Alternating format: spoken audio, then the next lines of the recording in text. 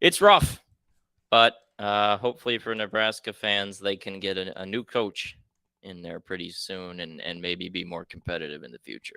Yeah, and you know, always looking up because it's basketball season, right? For Nebraska Cornhuskers. All right, scores. What do you got? What was the score of the 2018 game? Was that like 56-10 or something? I think that's a good thereabouts. Yeah. I think that's a good ballpark for this one. I think I landed on 55-11. So. Oh man. Seth. 64 2.7.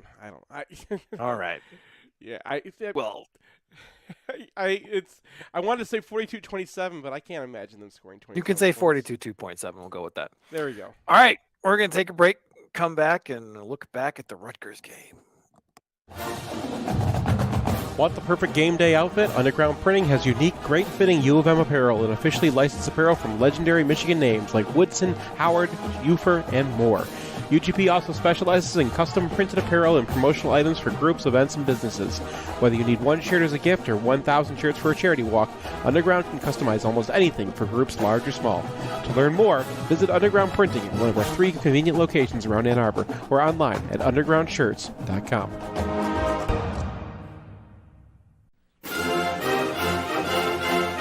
It's painless. It's online. It's group ordering made easy for your next custom printed apparel order. Pogo from Underground Printing will save you time and hassle. Whether you're selling shirts for a fundraiser, organizing a large event, trying to collect sizes and payments for a family reunion, or, ordering a whole bunch of shirts with your Kickstarter, Underground Printing is here to help. Save time and hassle every step of the way with their easy-to-use site. No more guessing what to order, chasing people down to pay, wasting time trying to sort out the order. They'll set it up and you can just sit back and relax. They'll even take care of individual shipping. To learn more about Pogo, visit them at any of their convenient locations or at pogo.undergroundshirts.com. Hey, it's Nick Hopwood, founder and president at Peak Wealth Management. We have a lot in common. We both went to Michigan, we're both huge fans, but I'm concerned about how much time you're spending on Michigan football recruiting. This could be time spent with me poring over your cash flow and Roth conversion strategy. How are these Roth conversions going to get done with you spending all your time and energy on MGoBlog looking at the next 5-star recruits? Hey, all kidding aside, if you're addicted to MGoBlog and you want to outsource some of your financial planning to an expert, consider us, peakwm.com/MGoBlog. At Peak, we work with people in a variety of situations. Some of our clients are young professionals looking to optimize their savings and investments. For young people, time is the key. Some of our clients are super affluent trying to figure out when they can retire. Some are high net worth retirees looking for a second opinion on how their money's working for them. Get your second opinion at peakwm.com/MGoBlog. Peak Wealth Management. Retire with confidence. If you want to see where our post-game podcast happens, or if you need a spot to land in Ann Arbor, check out 4M, Prentice Partners' beautiful brand new flagship property at 830 Henry Street in Lower Burns Park and across the bridge from the Big House. Their 11 spacious 6-bedroom, 6-bath suites feature state-of-the-art digital capabilities and are laid out for comfortable, efficient collaboration. You can also rent a 4M unit for shorter stays, say if you want to come to town for a football weekend. I want to add myself that they're also taking over Lucky's. We're really excited about their plans for that space. So if you're by the stadium, swing by 830 Henry or visit Prentice4M.com. Here's a thing people say. Seth, tell me about your insurance. I'm actually glad you asked me about that because I just changed my insurance and I'm really happy I did. Let me guess, you use Phil Klein and Owen Rosen of the Phil Klein Insurance Group. They are MGoBlog readers and they don't advertise during football games. And they've got a 5-star rating on anything you would care to see. Call Owen at 248-682-7445 or visit them online at philkleininsurance.com.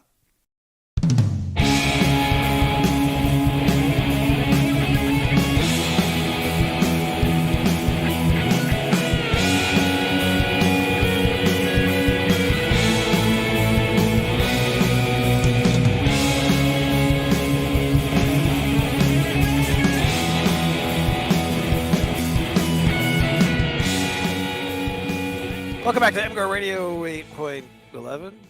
Close Maybe? enough. 10? No, not 10? really. 12? 7? Something Doesn't matter. 9. 9. All right, so we have gotten to the point in the season where we need to talk about the Rutgers game. I tried to avoid this all week, and then people were like, "No, I need to have my UFR for Michigan's offense and Michigan's defense against Rutgers." Yeah, the defense was just like, yeah, whatever.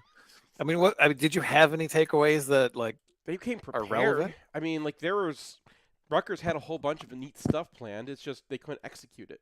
So they got a double reverse that flea flickered back to the quarterback, and then the quarterback throws downfield and he throws 10 yards over his receiver's head. So that's literally a play in Tecmo Super Bowl. I just want to point that out.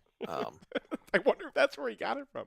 But you could tell this is the game they circled. They're like, we're gonna get Michigan, and then at halftime they had a couple of trick plays or whatever. They got Michigan. The trick plays were terrible. It's sad because the trick plays were well designed, and that one Sanders still actually got over. But there were a few more interesting wrinkles that Rutgers had, and yeah, I mean Michael Barrett had a good day outside of the interceptions, so that was nice. That's always good to hear. We're banking on him for the rest of the season. Yeah, and then Colson made a ridiculous play where he got both sides of his zone read when he actually had a tight end trying to come in and knock him out of there as well. He kind of zipped around the tight end and then hopped out on the running back and was like, sorry, I'm too quick. So, when they put him in the backfield, it's fun to watch, and it kind of reminds you that this guy has all the talent in the world, and they're just trying to get him to junior year when he actually will be a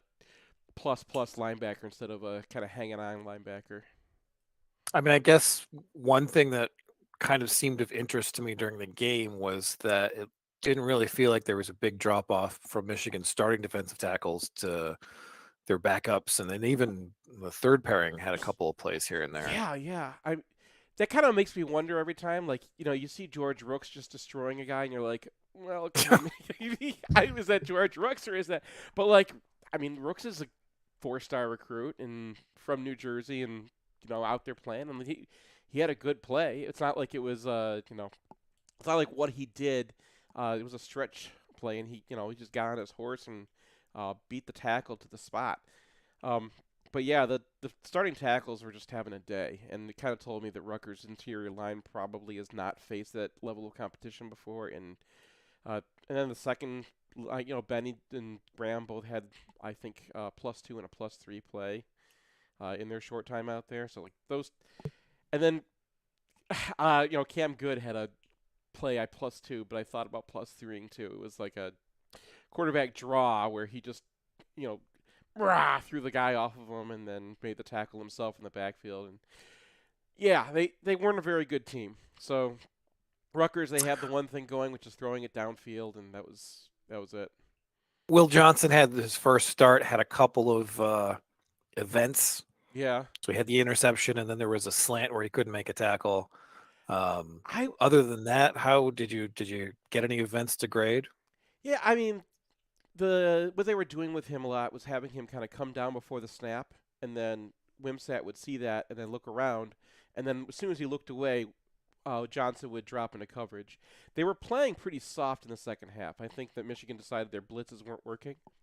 That one where he was playing soft and didn't get over the slant, I just hated the design of that play because it turned out to be, I think, a delayed blitz by the safety.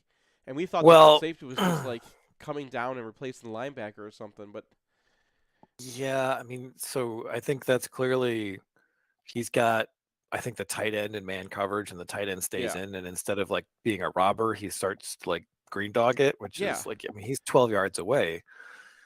I mean, just sit down and rob there, and then you at least get a tackle in, if not worse. So yeah.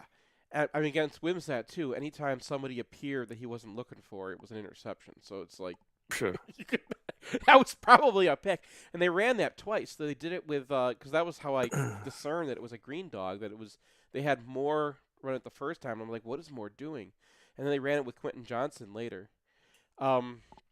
Johnson played a lot too. Quentin Johnson played a lot too, which is the first time I think we've really seen him out there.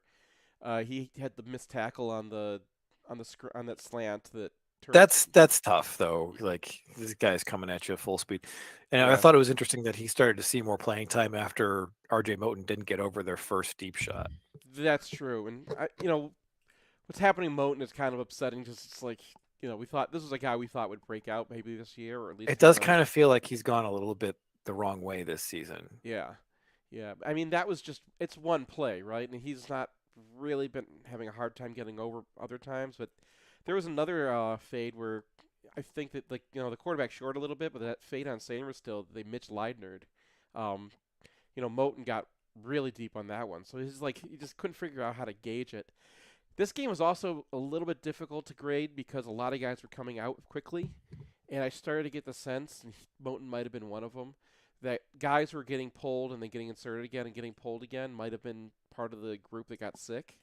So every once in a while, Moore is another one where, like, the guy's on the field and then he's gone again in a heartbeat. And you're like, well, maybe some of these guys are not 100%. All right. Offensively, couple of notable, I guess, not quite debuts, but in terms of games in which I thought that someone could be more than they currently are on the team. Donovan Edwards stands out, obviously. We talked about him in the game column. Yeah. And on a detailed review, his day didn't really change. He had the one mistake where he was set up for first down yards and tried to cut outside and only got about 6 yards. But the long run was still an amazing decision to threaten outside, get people to commit, and then jet out inside. Honestly, had a little bit of a feel of Denard Robinson's first snap at Michigan. That kind of acceleration. I mean, how many Michigan greats are we going to compare him to? Because he had a Braylon Edwards catch and you're going to go through all of them if you keep doing that. Well, I mean, like, he does have the feel of a legitimate, like, NFL wide receiver, and to combine both of those things, I think on the Sunday podcast, Dave compared him to Marshall Faulk, and I'm like, yes, that's about right.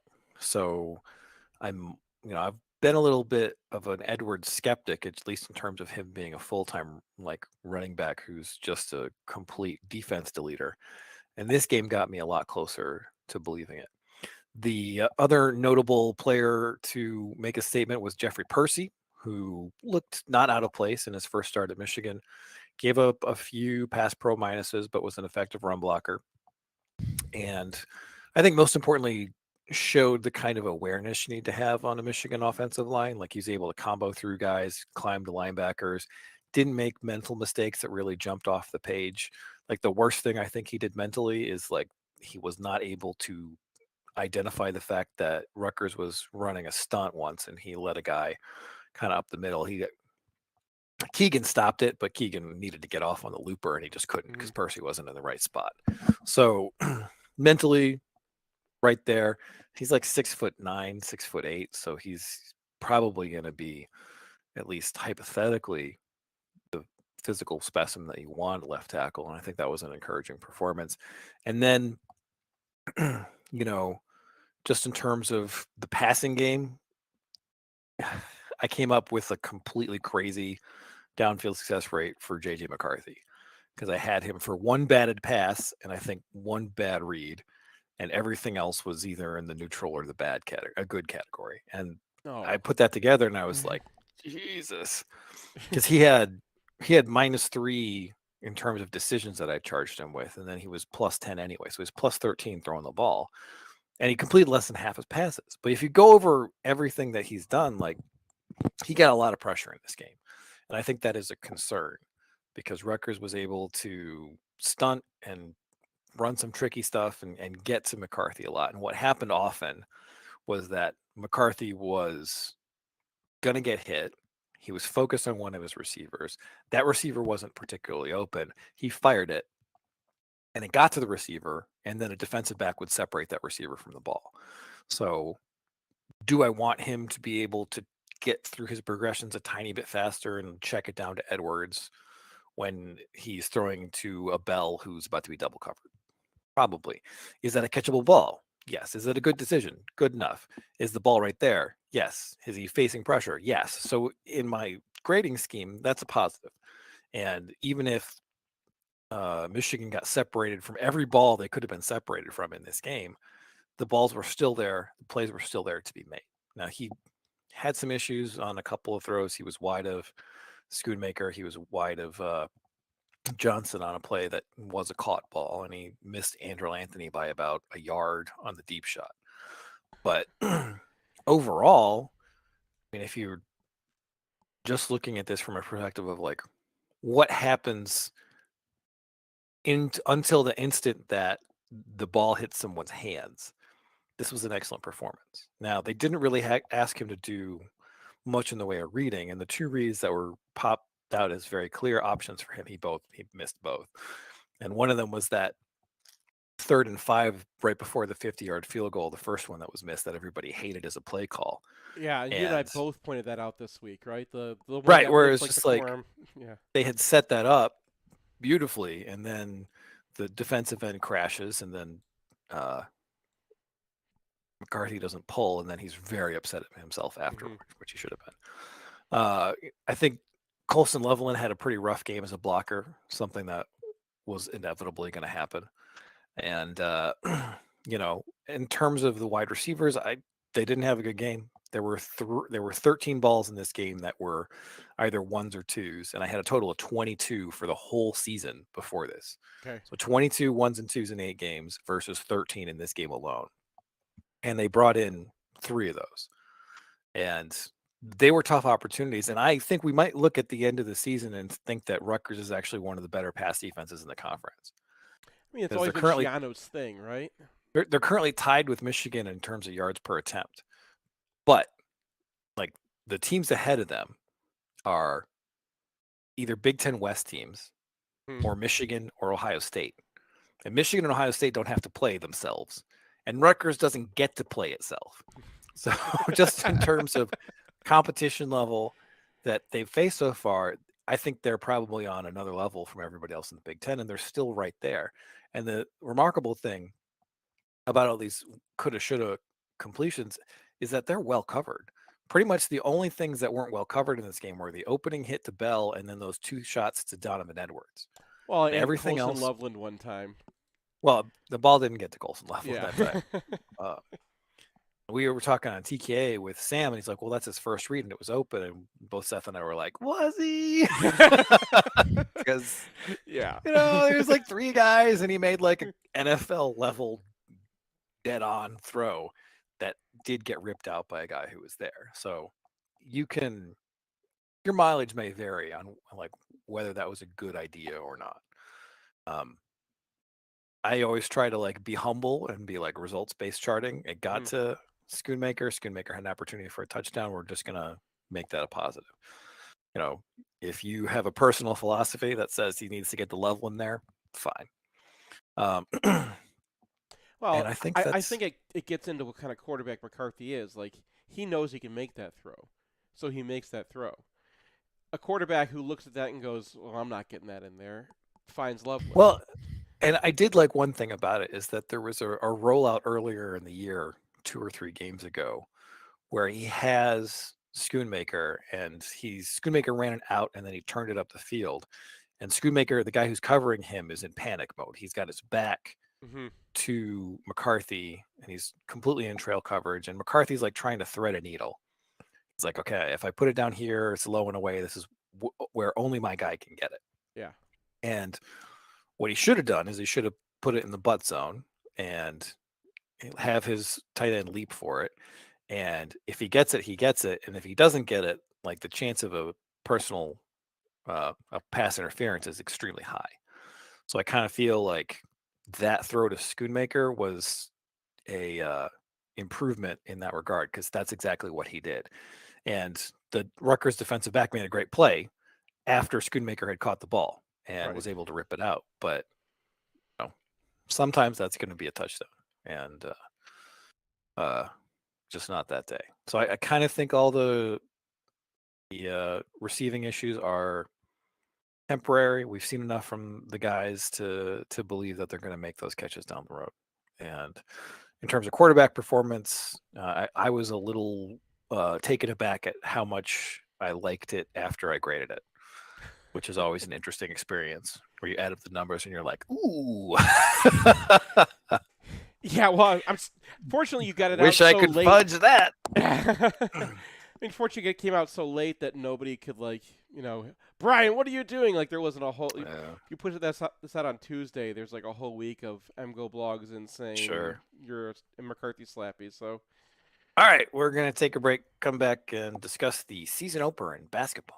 At Peak Wealth, we believe we can help you retire with confidence. It's Nick Hopwood, certified financial planner from Peak Wealth Management in Plymouth. I graduated from Michigan in 2001 with an econ degree and founded Peak Wealth Management in 2014. And now we have over $240 million of assets under management. As a freshman in 97, winning the national championship in football and hockey didn't get any better than that. Both my wife and I lived in Bursley that year, and it's crazy because we never actually met while living in the same dorm. Probably because she had a car and I had to ride the bus. But we named our dog Bursley anyway, and he's on the payroll here at Peak Wealth Management. At Peak, we're fee-based. We're your fiduciary, which means everything we recommend is always in your best interest. We partner with leading institutional money managers, focus on low fees, and make sure every client has a financial plan covering retirement, college, tax, estate, insurance, and cash flow. Simply put, we are Peak Wealth Management, your comprehensive financial coach. Book your second opinion at peakwm.com/mgoblog. Peak Wealth Management. Retire with confidence. The only thing we can be sure of about the future is that it will be absolutely fantastic. I'm thinking of the incredible breakthrough made possible by developments in communications. Arthur C. Clarke's 1964 vision is now reality with Signalwire, a cloud platform that enables developers to build the applications that will reshape the future of communications. These things will make possible a world in which we can be in instant contact with each other wherever we may be. You can add cutting-edge, real-time video and audio to any product, website, or application with APIs and SDKs for developers of all skill sets. Signalwire is optimized for high quality and low latency communication functionality for video, voice, and text messaging capabilities. Almost any skill could be made independent of distance. Men will no longer commute. They will communicate. See for yourself at signalwire.com. Use code 2021 and receive $25 in developer credit. Go to signalwire.com. Signalwire Communications OGs, original geeks of programmable communication. It can be a rough ride along the information superhighway. That's why we build our e-commerce websites tough enough to handle the load. With the capacity to take hundreds of simultaneous online transactions and the stability of load-balanced, co-located server architectures, a website from Human Element performs in the roughest conditions. Thousands of products? No problem. We'll throw in the tools to manage them with precision and efficiency. All with a design slick enough to make you think your girlfriend might be impressed. So load it up and hit the gas and let Human Element show you the way. Special offers available for returning licensees. Financing available with approved credit to qualified buyers. Client participation may affect savings. Optional equipment available at additional cost. See human-element.com for details. In southeastern Michigan, the yearly cost for a nursing home averages approximately $100,000. It doesn't have to, though. Reed McCarthy founded Ann Arbor Elder Law after handling a tricky situation for his own family. Years of experience later, his boutique firm works with clients across southeast Michigan, dealing with Medicaid planning, long-term care, and tax, disability, and family law, not to mention family dynamics. If you have a family member who may need that level of care, or if you're ready to start your own estate plan, Reed can give you a plan for the future. Visit AnnArborElderLaw.com or call 734-945-9693. That's 734-945-9693.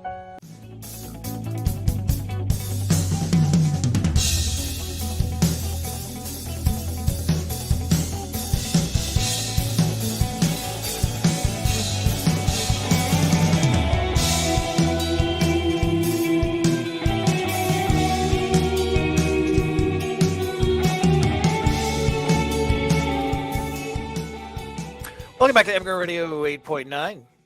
Hey. Now it is time to discuss the basketball game that happened on Monday against Purdue Fort Wayne, a 75-56 win over the Mastodons, perhaps the best named team in all of D1. And I mean, obviously, the thing that sticks out in terms of new contributors is Jet Howard. Jet Howard goes 21 points, shoots 5 of 10 from 3, 5 assists, 1 turnover, and is a complete abomination defensively. People don't. Not everyone noticed that. Like all the basketball people are like, "This is terrible," and all the non-basketball people are like, "Look at him go! This is gonna be awesome." So this is something that is, I think, going to be really key for team's ceiling this year Mm-hmm. is like, how fast can Michigan get Jet Howard to something approximating like viability as a defender?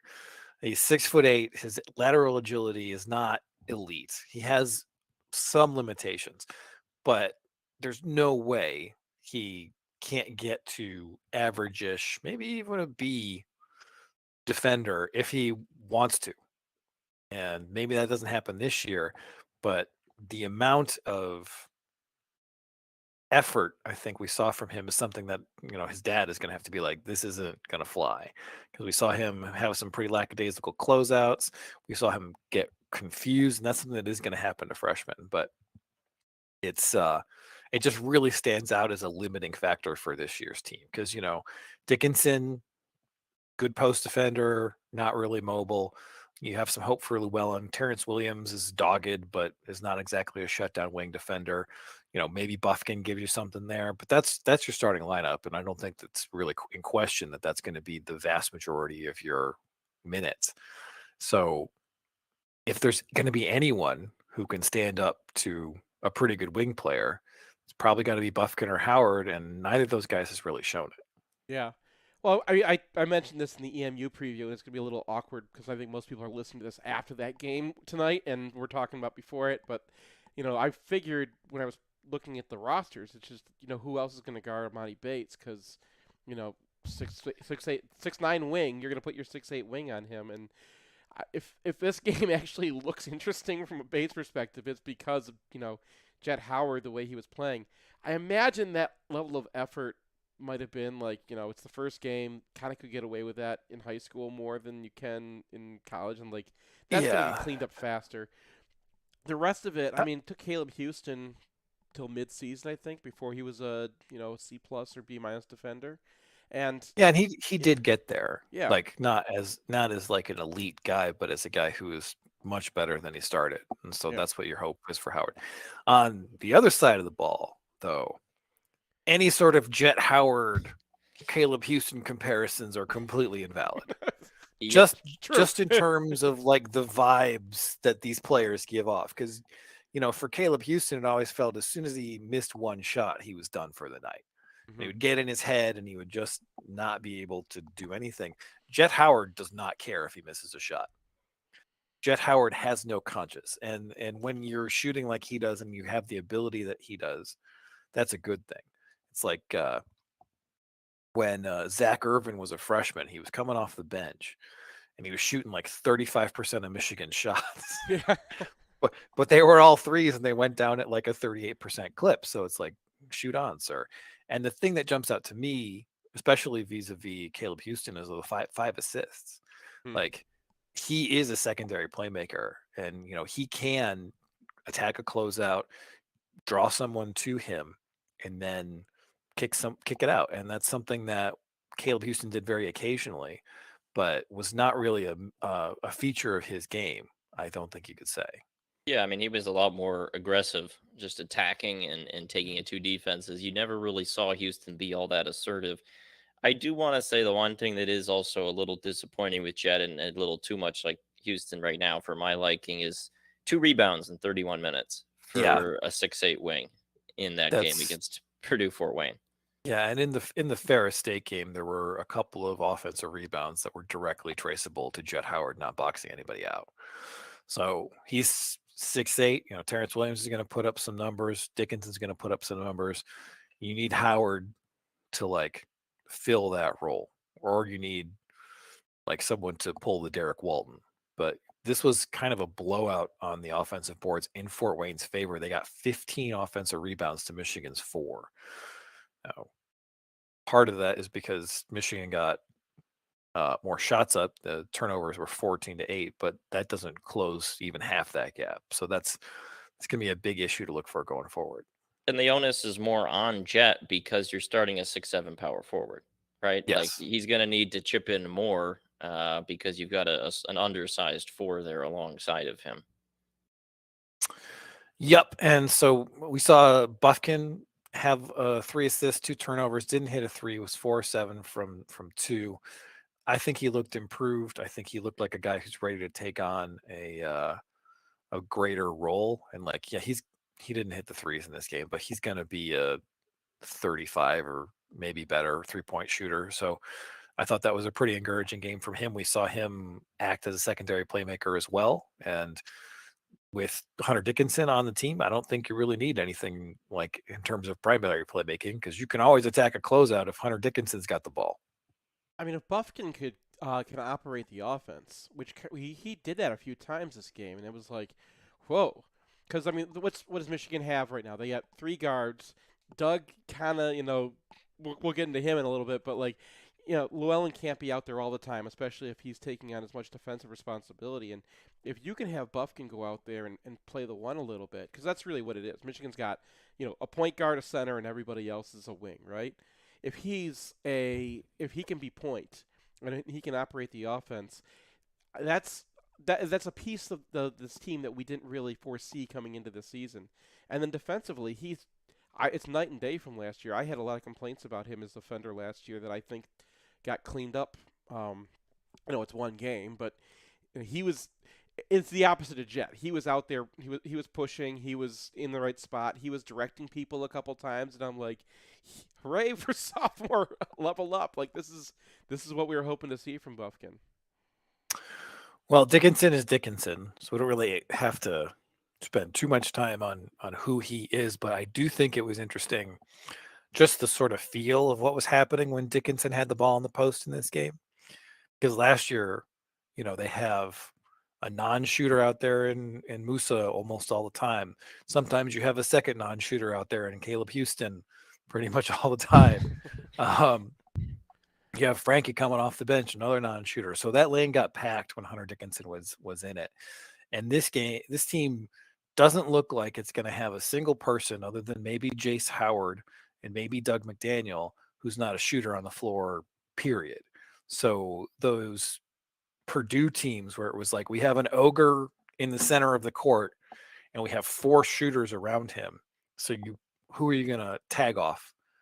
Like, I think that dynamic is going to be what we're looking at for Michigan this year. I think that's really going to help Hunter Dickinson and the offense in general. Yeah, the spacing definitely improved in this game. And I mean, Hunter was just so dominant, right? I mean, this is, you expected in this game 9 of 11 from the floor, but the way he was backing in, I mean, we didn't even need to see him do any stretch 5 type stuff, just dominate in the paint and get it over with. The thing I do want to point out about Hunter, and this is a segue at some point into some of the bench conversation, but Michigan's, I never saw the on-off splits with Hunter in this game, but just tracking them and writing the recap, it was pretty dramatic, especially in that second half where Hunter comes off and things go really awry until he comes right back on and then order is restored. And so I think certainly in watching this first game, he is the most important player on Michigan's team. I don't think there's any question about that. Part of that was the fact that they didn't just take Hunter Dickinson off the floor. They also took Howard and I think Buffkin off the floor. So it was like a lineup of Terrace Reed and Jace Howard and Doug McDaniel and maybe Joey Baker. It was and I don't definitely seems like you're going to have to stagger, right? Yes, I don't think you're going to see many minutes without either Hunter Dickinson or Jet Howard on the floor. I think you're going to have to spread those minutes out. So bench discussion. Baker goes 3 of 6 from 3. Doesn't look nearly as disastrous as a defender as he did against Ferris State. Actually has an assist. Looks functional. 16 minutes. That's kind of what you want from Joey Baker. Yeah, he looked like exactly what he was brought here to do. I think the Ferris game is a guy who's played years at Duke and knows what the real games are and knows what the not real games are. Yeah, I mean, how long has it been, though, since we've been making fun of just the shooters? And it's like, it feels good to have... We don't make fun of just the shooters. It's just a type of player. No, we've... For a long time, I think there was a little bit of wryness every time we said the term. But, like, it feels good to have that guy out there. Like, it's an experience that we've seen on the other side so often. It was weird to be on the other side of it for once. Who's the last time we had just a shooter other than, like, a freshman learning or something? Well, yeah, but that happens. Like, we've had plenty of just a shooters. Like, we were a John Beeline program for a long time. We were like just a shooter of the program. None of those, but those guys were not just the shooters. That was the whole thing, right? Well, I mean, but they were as freshmen. So I'm like, Sure. Irvin was just a shooter his whole career. In any case, that's Yeah. not really relevant. The other wing who saw significant minutes was Jace Howard, 12 minutes, hits a three, hits a free throw, gets an offensive rebound, 4 personal fouls in 12 minutes. Not great. But Jace Howard is the guy who, if there's a 3-and-D guy on the roster, it's him. Because he's built, he's got great size, he seems to have the lateral mobility to stay in front of someone. So that 3 he knocked down is big from my perspective. Because like if he can be a reasonable 3-point shooter, then yeah, he can be a 15-20 minute a game guy off the bench. Because they're going to need someone who can commit fouls. They're going to need someone who can stay in front of a 6'6" or a 6'7" guy and make him pull up. And we're going to work on Jet Howard. We're going to see how Kobe Buffkin is, but Jace Howard is another shot at that, and that's one of the most important spots on the roster.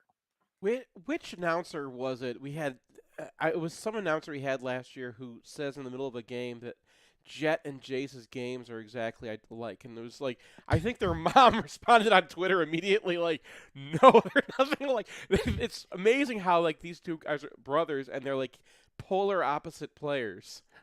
Yeah, we saw an assist from Jet to Jace. That was on the 3-pointer. Was a pass across. I mean, for him, it's all about the offense because we've seen Jace be able to defend a little bit, but he's just been such an offensive black hole in the spot time he's gotten over 2 seasons that if the shot starts going down and he's got a pulse on that end, there's definitely a role. And he's a coach's kid. He's got the trust of Martelli and Juwan. So it's funny that Jace Howard is a coach's kid and Jet Howard is the opposite of a coach's kid.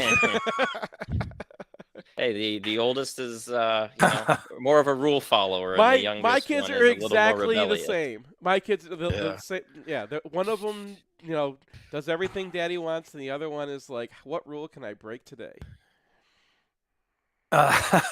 So, I mean, but in terms of the offense for Jace Howard, all Jace Howard has to do is hit threes. Yep. He doesn't have to handle the ball. It'd be nice if he was able to get on the offensive boards, give you some like dirty work like Terrence Williams will. But all he has to do is stand in the corner and hit threes, and then he's a 15-20 minute game player. Because Michigan has Howard and Buffkin and Dickinson. They don't need someone to do complicated things on offense. So that's all it is. 3-and-D. And Jace Howard's got a roll. Point guard Doug McDaniel only hits 1 of 5 shots. Does have a turnover, 2 steals though. Dogged defender, and his one make in this game was spectacular. It's coast to coast, goes through a guy and then lays it up on the rim. Fun player, a guy who his shooting stroke is debated. He had a couple of pull-ups in the Ferris State game that went down, looked pretty smooth.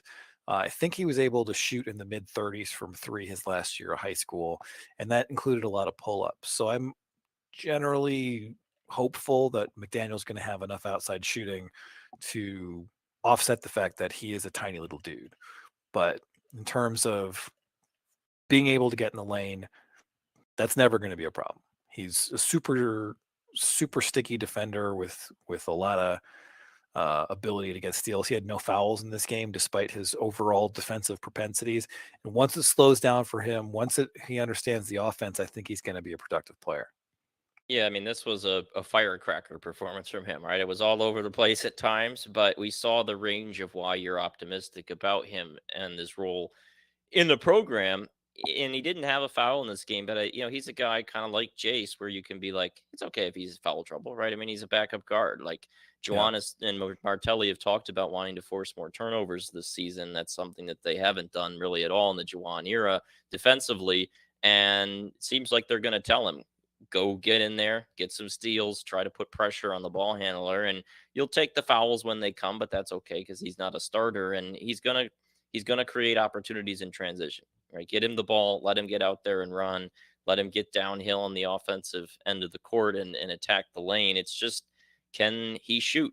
Because we've had a couple small point guards that have had some shooting troubles, and Xavier Simpson figured out how to make it work despite that by pulling a magic trick out of the hat in the hook shot. Frankie didn't really figure that out last year, and now I guess is just going to shoot anyway at Arizona State. But if 4 of 11 in their opener. Yeah, but if you're a small guy, you got to be able to shoot that three, because it's just even if you can blow by your defender and you have tricks at the rack, you're still going to go up against long defenders who can swat you. You just don't have the size there, and so you need to be able to shoot a little bit to make it all come together. I did appreciate that he raided Frankie Collett's clothes closet. He had the headband, he had the hair already. He had like the leg band, which not many players have. Like he came out and exactly dressed as Frankie Collins for Halloween. Yeah, this team has some hair. Like Greg Glenn. Oh my God, that's amazing. Glenn looked like a center. He looked like he's a big guy. Yeah. All right. Finally, Terrace Reed, 11 minutes, 1 point. Looked a little rough, but he's a freshman big. I think that's just you're gonna have to live through some growing pains there.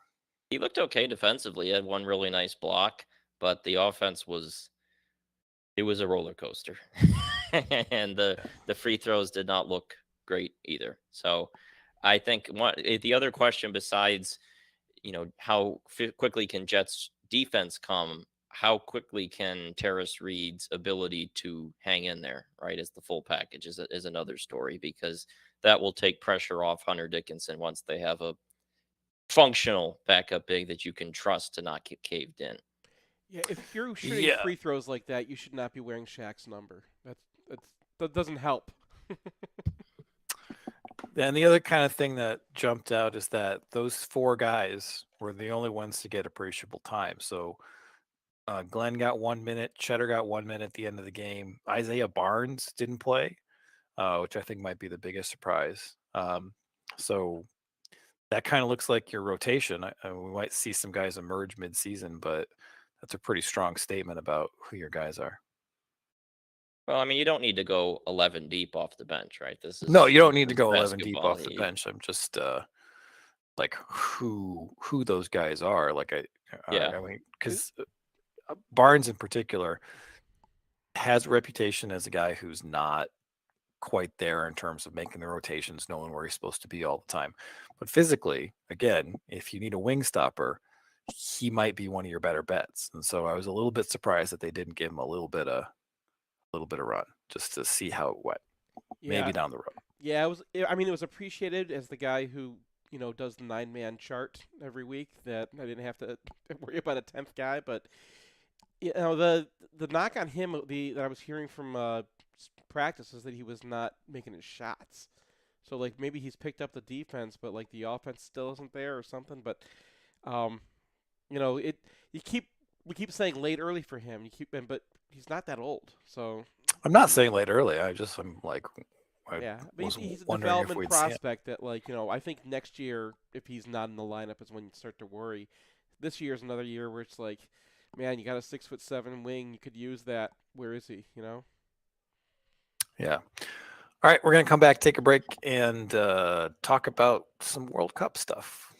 Tell them that. This is Matt Demrest, the owner of Homeshore Lending. We're a local mortgage company here to help you purchase with confidence and refinance with ease. People don't get mortgages very often, so it can be confusing. We'll break down every single line item so that it all makes sense. And at the end of the day, if we're not giving you the best deal, we'll tell you to go with the other company. We're here to offer our simple mortgage guidance. This is Seth Fisher from MGoBlog. Over the years, we've sent dozens of readers to use Homeshore Lending, and every review that's come back has been raving. I myself used them to refinance after doing our original loan through our bank. I was amazed how much smoother the process was for our complicated loan. Brian used them, you should use them too. Finding out whether it makes sense or not to refinance or getting pre-approved to buy a new home is easy. Head over to homeshorelending.com. That's HOMESURE lending.com/MGoBlog to find out more. Or call us at 734-531-9950. That's 734-531-9950. I've got 2 of my favorite people here with me. Kind of an annual tradition. Cooper and Colby. Cooper, how old are you? 11. Colby, how about you? 9. Can I get a Go Blue? Go Blue! NMLS number 116135, Equal Housing Lender. Want the perfect game day outfit? Underground Printing has unique, great-fitting U of M apparel and officially licensed apparel from legendary Michigan names like Woodson, Howard, Ufer, and more. UGP also specializes in custom printed apparel and promotional items for groups, events, and businesses. Whether you need one shirt as a gift or 1,000 shirts for a charity walk, Underground can customize almost anything for groups large or small. To learn more, visit Underground Printing at one of our 3 convenient locations around Ann Arbor or online at undergroundshirts.com. 1 and 2 and... If you find yourself on the wrong side of the law, you want a Michigan man in the huddle. Call criminal law attorney and former prosecutor Jonathan Paul at 248-924-9458 or visit his website at michiganlawgrad.com. John is a proud graduate of the University of Michigan Ross School of Business and Michigan Law School, and he looks forward to showing you the Michigan difference.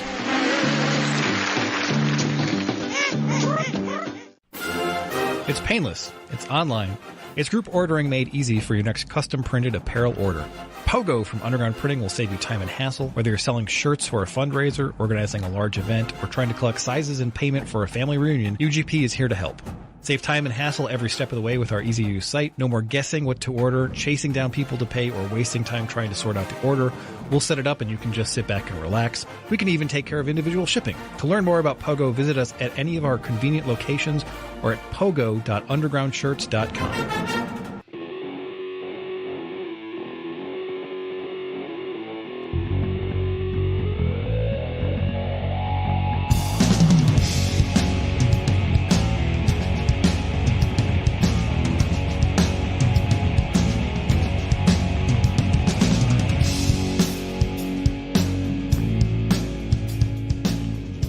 Welcome back to MGoRadio 8.9.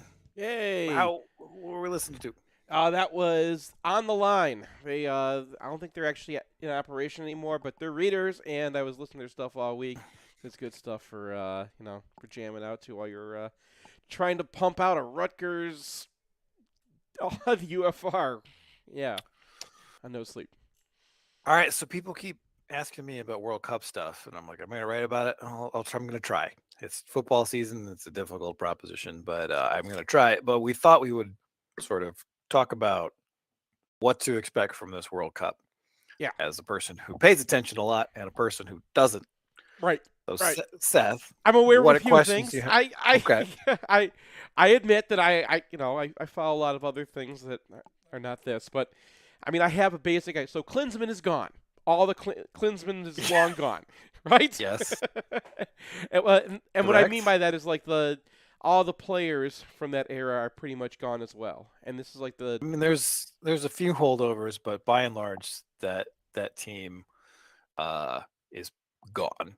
I mean, Pulisic was 19 and scored a goal in Kuva, which was the only goal they scored in the game that kept them out of that World Cup. But so there's a few pieces here and there that were either just coming into the team then or have managed to hold over. But it's pretty much a completely new outfit. I mean, this is going to be the youngest team in the World Cup by some distance.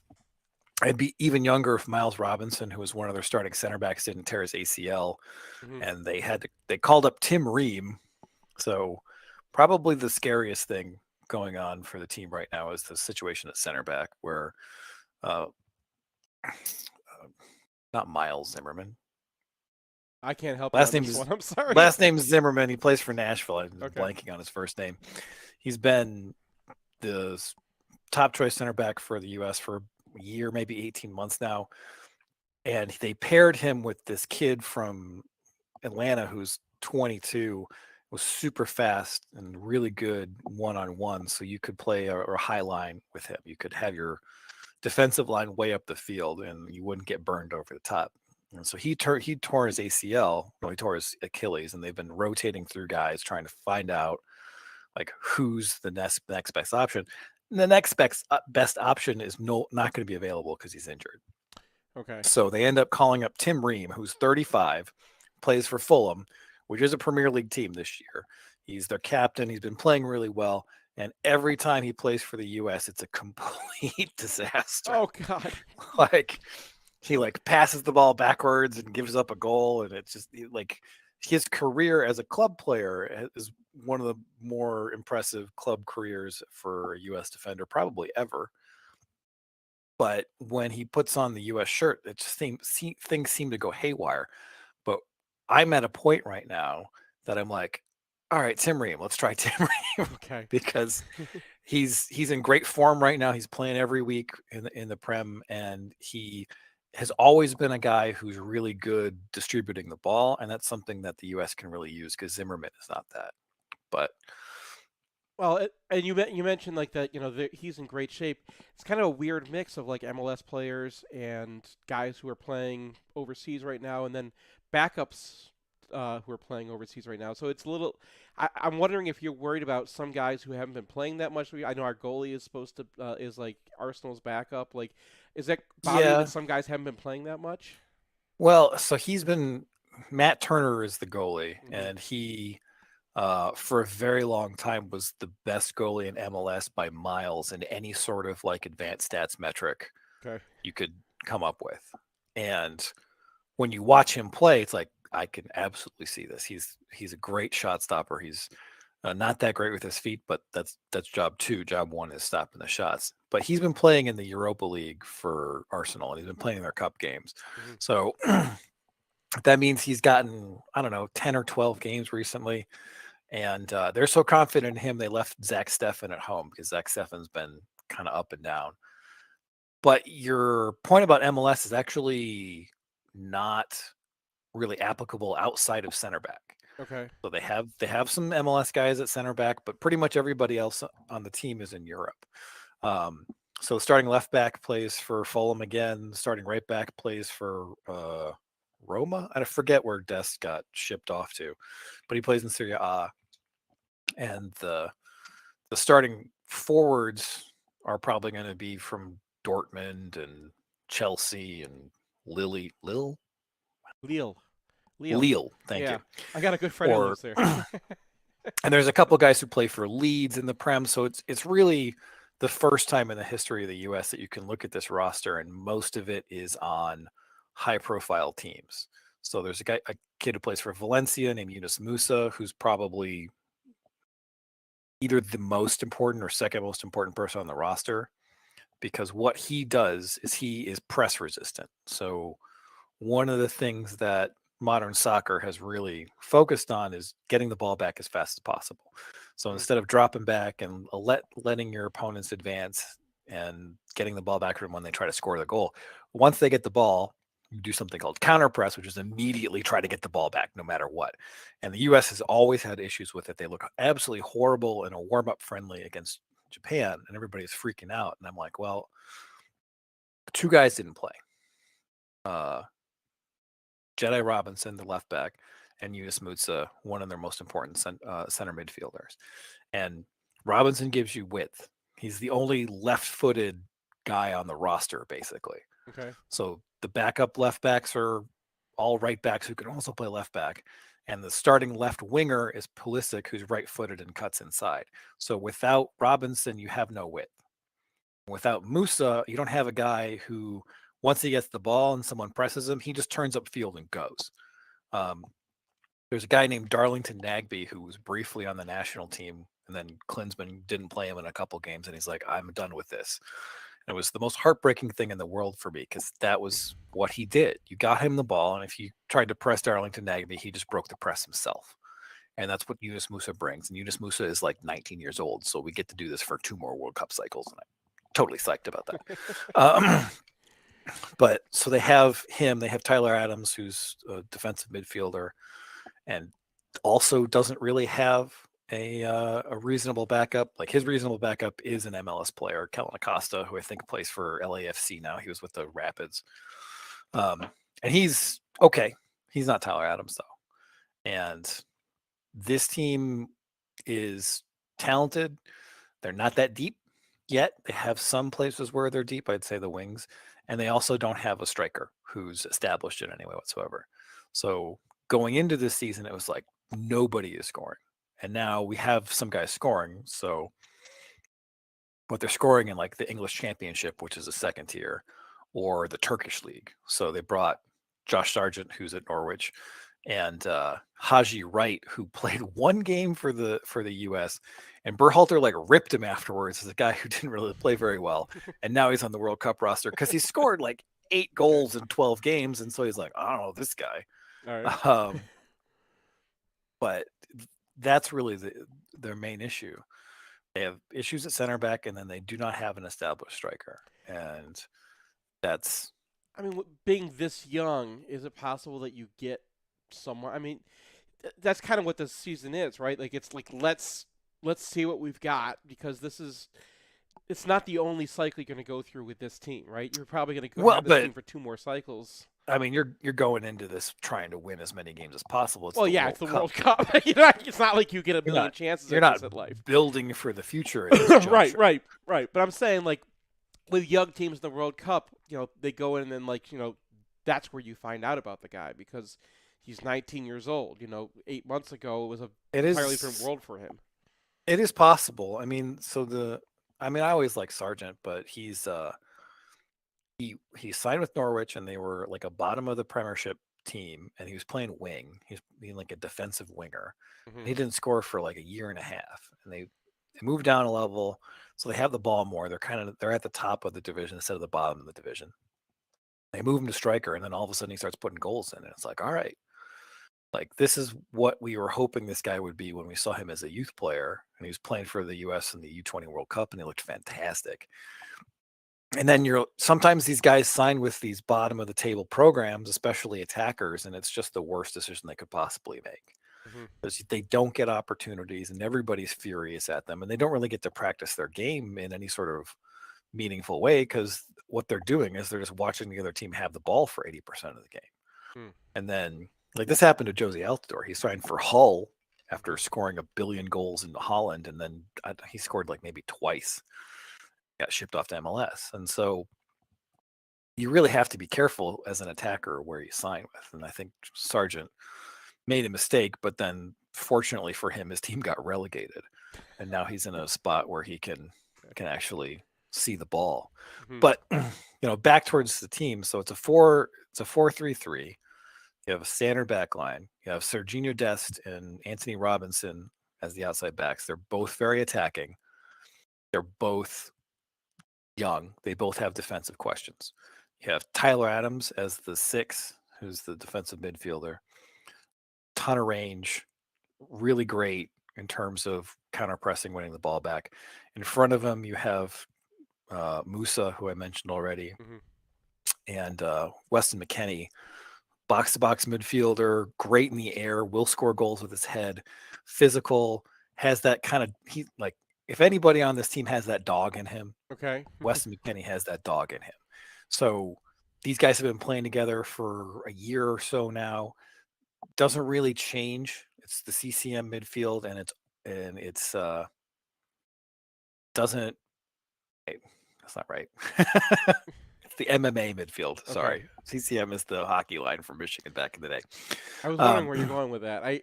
So I thought they you were referencing the hockey line. I thought that was they've been together as a unit for a long time now, and I think but a long time in the context of this team is like 18 months. Right. And at the next World Cup, a long time is going to be like 6 years. So there's a big difference. And then at the forward positions, we've mentioned Pulisic, who's actually coming into pretty good form, which is important. So he was on the bench for a long time at Chelsea. He's still like a spot starter, but when he gets on, he looks really dangerous now, which he's been occasionally in his career. Then you have Tim Weah on the other wing, very vertical player, a guy who has all the athleticism in the world and will press. And then as a wild card, you have a kid named Brendan Aronson who plays for Leeds, who, oh my God. Brendan Aronson is like if It's Always Sunny in Philadelphia was a soccer player. Okay. He's the most annoying person in the world. He's super fast, and he just never stops running. And if you played against Brendan Aronson, it would be like having all 5 of those people scream at you about bird law for 90 minutes. That's who he is. Everybody loves him. And it's like, well, where does he fit on this roster? So, because they have guys at the wings, they have guys in the midfield. And great thing is, whenever you put Aronson in, you're going to get something out of him. You know what you're going to get out of him. And if that's as a sub at 60 minutes, or if you're playing him for 60 minutes and then bringing in Weah to run at tired legs, all that feels really good. And then the problem is, I mentioned the terrible game against Japan. They had another terrible game against Saudi Arabia right after that. Those are the two most recent games. They will not have a warm-up game before the World Cup because of the stupidity of having it in Qatar and playing it in November. So they're going into it basically blind. They're trying to they're trying to figure out who their second center back is. They're trying to figure out who their starting forward is. You could get literally anything from them, and you'd be like, oh, okay. So I think you're going to see a lot of chaos at this World Cup because of the context. You're going to have a lot of guys out. You're not going to have a lot of organization. And it's going to be super hot, which I think plays to the U.S.'s advantage. I should count the number of I times do that in history. literally all the time. Yes. It plays to the U.S. advantage because they're young and they can all run. So if other teams are flagging, if they're dropping off, if they don't have the ability to press, I think the U.S. will still maintain that. And so kind of going balls to the wall is the approach that you might see. Now, I would feel a lot better about this if the two most recent friendlies worked out. But one of the trends that you saw over the past 2-3 years is that the U.S. pretty much eased past Mexico in those head-to-head matchups. So early in Berhalter's tenure, they played this game where they couldn't play it out of the back. They just humped it up to Josie Altidore. And once he was out of gas, they were done. And next time they played against Mexico, they got a little better. Next time they played against Mexico, they got a little better. And by the end of the cycle, they'd won 3 straight, and they actually really controlled play and outchanced Mexico in the last 2. They play like that if they can find out how the opponent ticks, and then they really scout him into the ground, and they know what their approach is going to be, and they get healthy versions of Yunus Musa and Jeddah Robinson, then I think they can get out of the group. But I won't be surprised if they don't either, especially because of the chaos factor. And that is your 1,000-foot view of the U.S. soccer team. I guess, who's going to win? What's your prediction? You gotta give one. Croatia. Right? They got a lot of coastline, so that's what you need to win the World Cup. Coastline relative to population. Okay, well, we do too, Yeah, but we got a lot more people. That's a disadvantage. You want to have like 4 people in your whole country. Well, if coastline determines college football, then Michigan's winning the championship. All right, yeah. Yeah, there you go. All right. We're always awkward when these are Steven.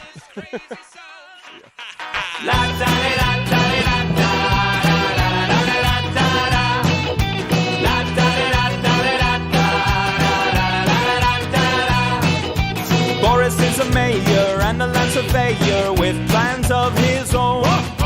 He hates a Ruska, he hates a vodka, bandit from his home. He hates a Ruska, vodka, he never drank a single drop. He hates a